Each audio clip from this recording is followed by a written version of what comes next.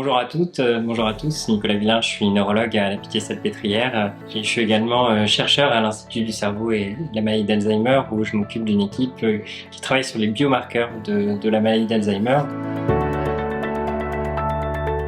On va mesurer des anomalies biologiques qui pourraient être en rapport direct avec la maladie, ce qui se passe dans le cerveau. Et notamment, une des grandes innovations de ces dernières années, ça a été l'arrivée des biomarqueurs plasmatiques. Donc ça veut dire qu'on peut aujourd'hui identifier les anomalies du cerveau directement dans le sang, ce qui évidemment simplifie et facilite l'accès au diagnostic. L'idée, et c'est un projet que nous sommes actuellement en train de mener, serait de passer de la ponction lombaire, qui est aujourd'hui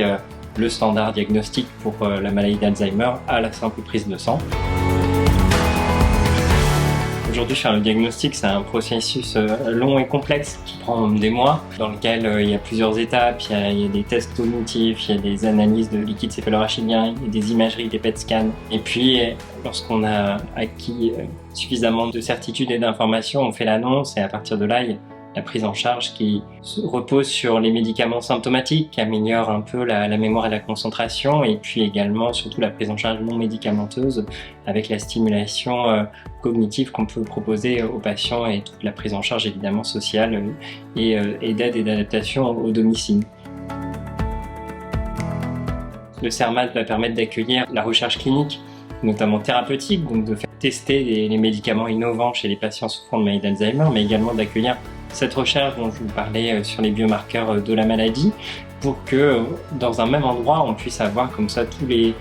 aspects de la recherche sur la maladie d'Alzheimer, le diagnostic et la thérapeutique réunis, pour que toutes les personnes qui sont impliquées dans cette recherche et qui ont une expertise sur la maladie puissent travailler ensemble et faire accélérer la recherche et les idées sur la maladie d'Alzheimer à la Pitié-Salpêtrière à Paris.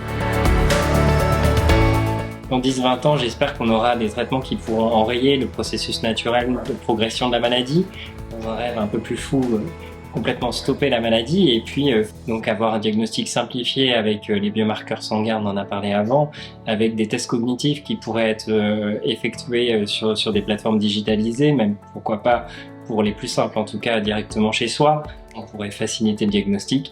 raccourcir les temps d'attente, d'angoisse et puis accéder comme ça plus rapidement à un traitement qui,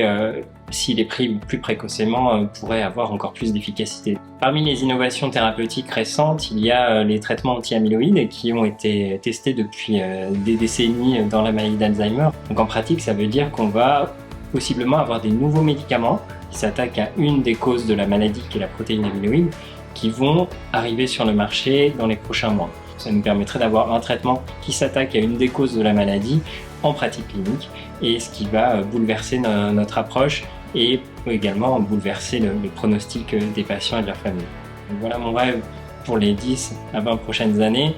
faire disparaître cette maladie et voir la guérir.